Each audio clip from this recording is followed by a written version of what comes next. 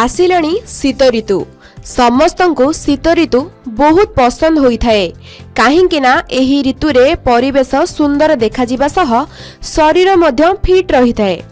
एहा सह शीत ऋतु जेतिकी भल सेतिकी खराब मध्य होइथाए कारण शीत ऋतु रे अनेक प्रकार समस्या सृष्टि होइथाए जेमिति की फेस ड्राई होई जाए, स्किन खराब देखा जिबा सह गोड़ मध्य फाटी थाए। फेस ड्राई को नहीं समस्ते चिंतार रही थांती।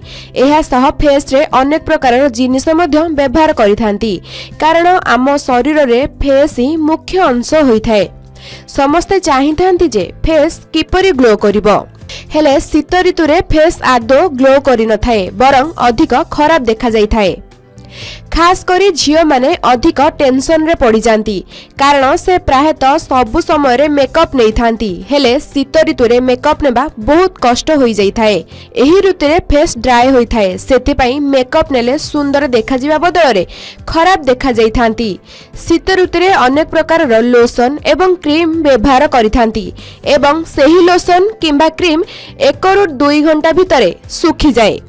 एभली अनेक प्रोडक्ट व्यवहार कले मध्य कौनसी रिजल्ट मिली न थाए जहा को नहीं बहुत टेंशन बढ़ी जाए। हेले आज आमे आपनकु एपरि किछि टिप्स विषय रे कहिबु जहा को व्यवहार कले शीत ऋतु रे फेस ग्लो करिवा सह अनेक प्रकार रो फायदा मध्य मिलिबो। तेबे आसंतु जानिबा सेही टिप्स विषय रे।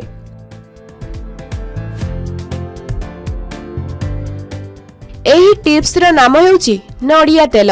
जदि नड़िया तेल को फेस रे मसाज करा जाए तेबे ड्राइनेस दूर होई थाए। खास करी शीत ऋतु रे फेस रे नड़िया तेल मसाज करिबा निहाती आवश्यक। एही नड़िया तेल अनेक लोशन ठारू बेटर होई थाए कारण लोशन लगाइले से घंटा ରୁ 2 घंटा मध्य रे सुखी जाई थाए हेले नड़िया तेल दिन सारा फेस को चमकाई थाए। एहा सह मेकअप हटाया पाई मध्य नड़िया तेल व्यवहार करा जाई थाए। नड़िया तेल लगेबा द्वारा स्किन नरम हेबा सह चमक मध्य आनी थाए। एहा सह एही तेल को व्यवहार करिबा फल रे फेस रो दाग एवं पिंपल्स मध्य दूर होई थाए। नड़िया तेल त्वचा रे लगाइबा फल रे कोलेजन रो उत्पादन सृष्टि होई थाए जहा फल रे वार्धक्य जनित समस्या दूर होई जाई थाए। एहा सह आपण बहुत यंग मध्य देखा जिबे आपण को सुंदरता आहुरी 2 गुण बढ़ी जिवो। एहा सह नड़िया तेल लगाइबा फल रे एलर्जी दूर होई थाए।